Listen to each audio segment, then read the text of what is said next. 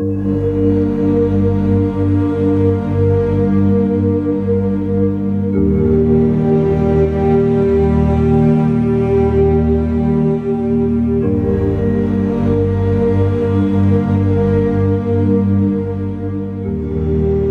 the morning of September 11th, it was election day in New York City. And so the sky, beautiful blue. And I took the train all the way downtown. And then I would walk on the World Trade Center Plaza, take the elevators to the 68th floor, and then another one to the 88th floor. I was sitting at my desk getting ready to meet with my boss, the executive director. And the building lunged forward about 10 feet, and then it came back. And that's the moment of disbelief. It's hard to wrap your brains around it. I look out my window, and I could see shards of glass. I could see papers, and I didn't know what it was. We're starting to evacuate. So I'm kind of taking my time, again, not knowing the urgency. And on the way out, someone texted me an AP story that said terrorists had hit the World Trade Center. So I look at my colleague, I said, I'm going to show you something, but don't react.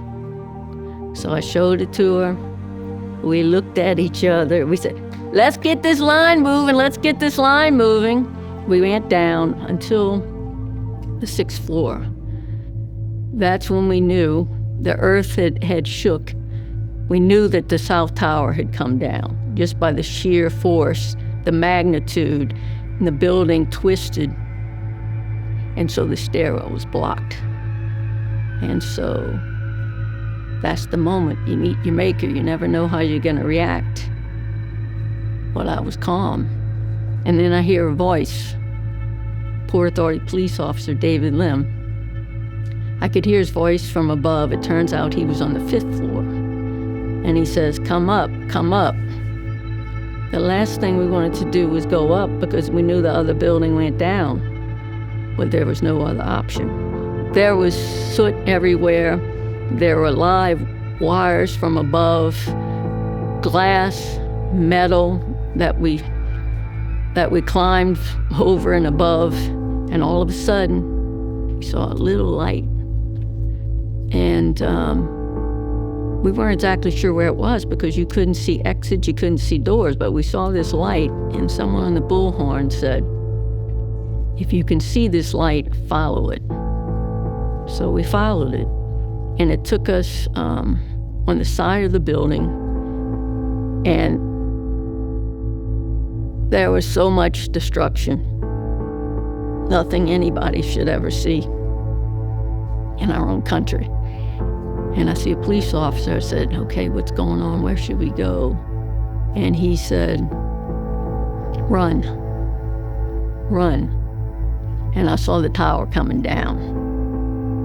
It was just black ash. It was engulfing the area, the whole lower Manhattan. So I ran. 16 blocks I scrambled. We had a funeral. Maybe a month later, we lost 74 Port Authority employees. I went to 33 funerals. And at the same time, we had to start rebuilding. Of course, 17 years later, I pay a price with PTSD. That led to substance abuse. But I was glad I finally got the diagnosis. Changed my life. And the way I found out, through a DUI. And actually, I had a second one. One was in Florida, one was in Georgia. First time I thought, well, that was just a mistake. My mother had just died from stage 4 lung cancer. My brother, who was a Katrina survivor, he died suddenly. But the second one led me to Forsyth County Accountability Court.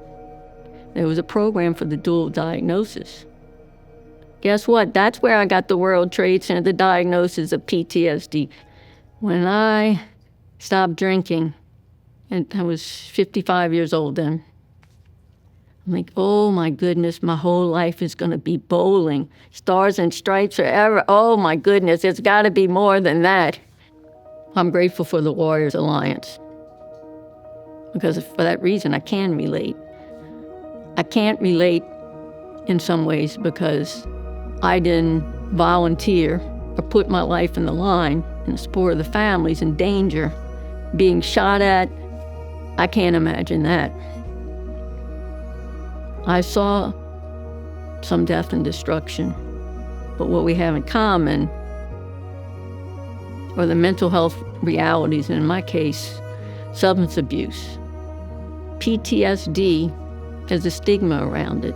To be able to turn around and try to share my story to help people who might be in some type of co-occurring diagnosis, and the message is, I always say trauma is trauma is trauma, but recovery is possible. You know, I'm full of hope, and getting that support network, it changed my life. I'm 62, but I got many years ahead of me.